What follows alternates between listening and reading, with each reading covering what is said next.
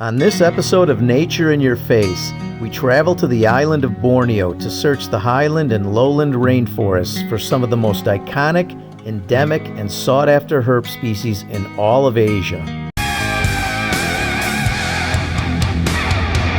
Nature in your face!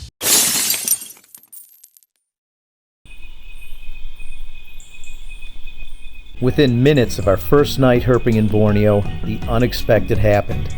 We spotted our number one target species of the trip, the holy grail of Asian venomous snakes, the Malcolm's pit viper, perched in a tree branch 20 feet off the ground, and there was no way we weren't going to figure out how to safely get it down. No.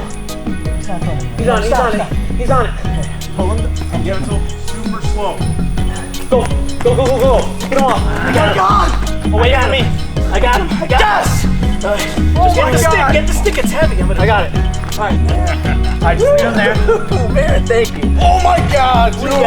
We got him. Yes. Oh my God, man. Danny. Dude, my arms are hurting so bad. Great teamwork, you guys. Oh my gosh. Good work. My year is made, dude. Dude. We got him down, he's unhurt. It is dry season right now, and we are not supposed to be finding snakes. But we are blowing it up here on our first night in Borneo. So I don't know if this is any indication of how this trip is going to be. We are really going to have an awesome time.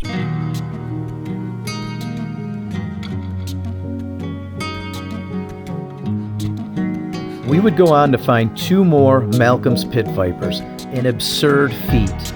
According to our guide, 3 had never been found in a 24-hour period in his 15 years of experience being a guide. Herpers from all over the world travel to Borneo to find this rare and beautiful snake, often unsuccessfully. We crossed our main target off the list, and anything else we would find from this point on was just icing on the cake. What a way to start our trip.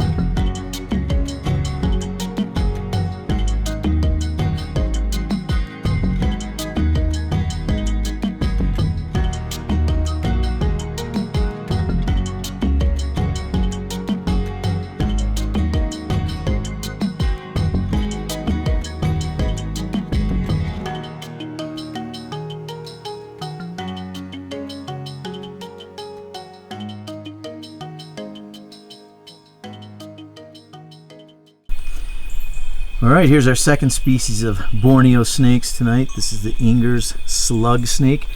Obviously much smaller, not as pretty as the Malcolm's pit viper, but a really cool snake nonetheless. It's got a really cool pattern. It's got like tiger stripes on it, and then it's got that dark colored head. Just another cool snake that we found here on our Borneo journey. Alright, check this out. Our first amphibian in Borneo. This is a Kobayashi horned frog.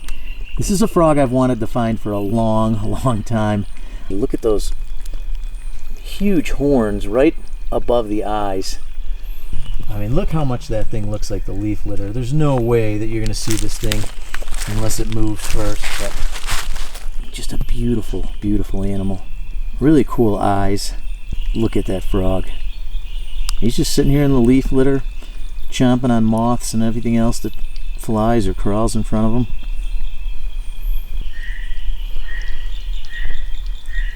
I don't know if I can call this a road cruise because we walked up on it, but this is a Smith's reed snake. It's tiny. If I were to hold it in my hand, it would look like a little earthworm, but it literally slithered right in front of Neil.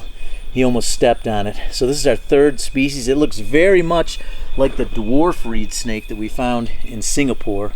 I'm gonna go ahead and pick him up. Here we go. It's cool because like a sunbeam snake, those scales are refracting light. You can see kind of like the rainbow prism. It's iridescent. There you go. Probably no more than 7 or 8 inches. But just, I can't believe how many snakes we're finding at a time of the year where most people, I mean, you could go to this national park and not find a single snake, and you could herp all week. And we're finding stuff left and right.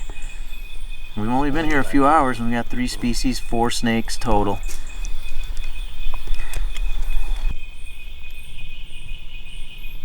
Okay, we just found our first snake on our second night herping here in the Highlands.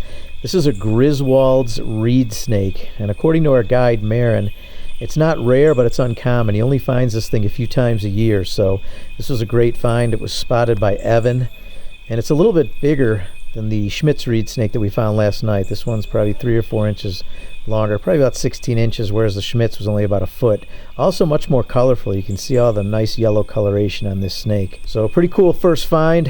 Hopefully we can get on some more snakes tonight.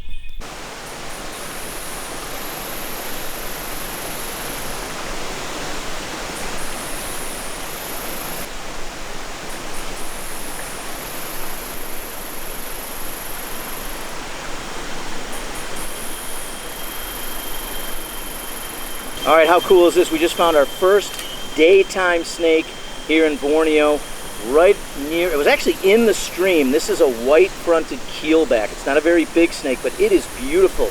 Look at the white dot. Let me zoom in on the head. I mean, what a beautiful snake. Wasn't expecting to find this. See if I can get it a little closer here. I was wanting to crawl up on my camera. I think now we got 6 species of snake. There he goes, guys. We just released him.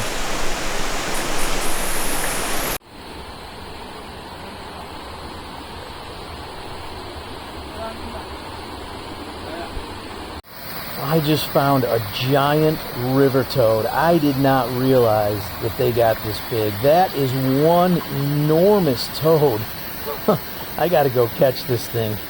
Look at the size of that thing. Holy. I don't know if I've ever seen a toad that big. Oh my, that thing is, it's 1.5 feet from the snout to the tip of the legs. I'm rolling. My gosh. All right, guys, I'm laughing because I was walking along this trail and I saw something slide into the water. I thought it was a turtle. Look at this toad. This is a giant river toad. I stress the word giant because it's one of the biggest toads or frogs I've ever seen. I mean, it was probably a good 1.5 feet from his legs, or the tip of his legs to the end of his snout. Huge parotid gland right here. I don't think there's anything in the rainforest that's going to touch this thing. But what an impressive animal. I'm going to let him go. We're going to continue looking for more animals. I don't know if that's really considered letting him go. A few hours into the night, we would find our second venomous snake species, the Bornean keeled pit viper. A snake that is much more common than the Malcolms, and another one of our targets. This was a young male, and as cool as it was, we wanted to find the larger and more beautiful female, which we would find only a few minutes later. No way we just found this snake. Now you can see what I meant when I mentioned the females being larger and more colorful than the males. Look at the colors on this pit viper. They're off the charts. Aqua blue stripes on a yellow-green background. Freaking incredible. This thing is like a rainbow boa on meth. And thanks once again to Danny's climbing skills. He climbed at least 25 feet up into a tree and took this thing down with this snake hook. He's like a monkey. You got her? Yeah. Oh, yeah. Woo! Good job, Danny. Someone please tell me they got that on film. I got it on film, the whole thing. Now these snakes are closely related to the Wagler's pit vipers that we find in Singapore. Same genus. And I believe they were once considered the same species until fairly recently. All right, we got our 5th colubrid snake of the trip. This is an elegant bronzeback. It was resting on a giant leaf about 3 feet off the ground. We placed him on the leaf litter and it was hard to get him to sit still, but finally got him to calm down so we can get some good photos. Just another snake to add to the list. All right, guys, one last look at this beautiful bronzeback, bright green belly. You can see a little bit of the flares in blue right there, but so we're gonna let him go right back on that tree. Hopefully he goes up it right there. Let's see what he does. Nope, looks like he's just gonna drop down. That's okay. Well, it's been a pretty slow night up until now, but our guide Moon just happened to find a second species of horned frog. This is the long-nosed horned frog. It's a completely different species from the Kobayashi horned frog that we found in the Highlands on our first night. It's sometimes referred to as the devil frog, and you can see why. It's got the pointy nose, and it's got the horns coming up from the head. I think it's a little bit prettier than the Kobayashi. It's got a nice rusty orange color. This is another lifer for us. And now we've got 2 of the 3 horned frog species that you can find in the area. But hopefully the night picks up and we find a few more snakes. Our slow night continued and we were all getting exhausted. We did find this sweet looking Borneo sticky frog and several lizard species, including this Borneo forest dragon and Peter's forest gecko. We were ready to call it a night, and then this happened. Oh, we got it. We got the Kinabalu crate. Oh, jeez. Look at it. Oh, Moon. Good job, buddy. Good job. Oh. Yeah, I just heard a scream and I was like, oh, it's gotta be good. Oh, I ran over and I saw it, Moon. I thought you were gonna miss it, Moon. Yeah, lucky I looked through it. I was so stressed already. Who cares? Oh my gosh. Oh man. Guys, sorry I didn't start the video in time, but about 2 minutes ago, Moon was walking over here and found one of the target species, the Kinabalu crate. I feel bad for Neil. Yep, Neil's gonna be pissed. Oh, no. Oh, poor Neil. Oh, no. Oh man. Thanks. Oh, Moon, you just earned a $2 tip. Yeah, more than $2. I just wondering. I'm Okay. so stressed, and I said to you just now, we didn't find any snake tonight. Yeah. Good job, boys. Here we go. We've been herping for 3 hours, no snakes, and then we get this gem. Oh man. There's no way that I could let the snake go without saying a few more things about it. This is probably the only snake we're gonna find tonight, but who cares? We've been herping for about 4 hours, and I was getting to the point where I had no more energy and I was losing faith that we were gonna find anything, but this changed everything. The Kinabalu crate, endemic to this area, found nowhere else. Look how beautiful that snake is. I mean, all the different colors on it and patterns. It's just an amazing animal. We finally got it to calm down. We're gonna let it go in a few more minutes, and if we find anything else when we get out of here, we'll let you know, but this is probably gonna be the last one of the night. Doesn't matter, because this is our top target, at least one of them. When we set out to get to Borneo, this is one of them we wanted to find. So a very dangerous snake as well, but they're really chill. So let's let them go, and let's see if we can get at least one more species. If we don't, we'll pick this up tomorrow night. Well, I guess I spoke too soon, because on our way out of the rainforest, we found a smooth slug snake.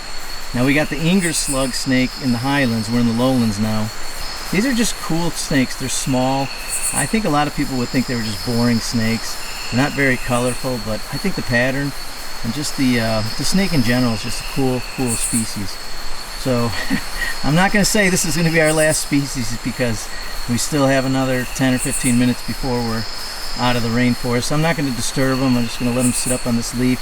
He's just waiting for some slugs to slug on by, and it rained last night, and we were seeing a lot of worms, slugs, and unfortunately leeches. All right, this night is starting out on a good note. We've got a striped bronzeback in a low tree branch. We're going to go ahead and grab him. This is yet another snake we've never seen before here in Borneo. So earlier this week we caught an elegant bronzeback, and tonight we got the striped bronzeback. Now this is the largest of the over 50 species of bronzeback snakes in Asia. They're diurnal and obviously arboreal, pretty easy to catch as long as they're not super high up in the trees. But they spend the day hunting lizards and frogs. It's a very smooth feeling snake, almost like a piece of rubber. But let's keep the species count going. The last snake we encountered on our trip was a blunt-headed slug snake. Not a bad way to end our unforgettable Borneo adventure. We ended up finding dozens of different species of reptiles and amphibians. The majority of them were species we've never encountered before. It was time to pack up and get ready to head back to the States. Hey guys, before I end this video, I want to give a shout out to a special friend of ours. This is Moon, our guide. He's been our guide for the last 2 nights. If you think about coming to Borneo, you gotta hire Moon. I'm gonna leave some details in the description how you can get a hold of him. I'm telling you, if you guys want to find snakes in Borneo, you gotta talk to this guy Moon. He's incredible. If you guys enjoyed this video, make sure you subscribe to the channel, like the video, leave a comment, and we'll see you guys on the next episode of Nature in Your Face.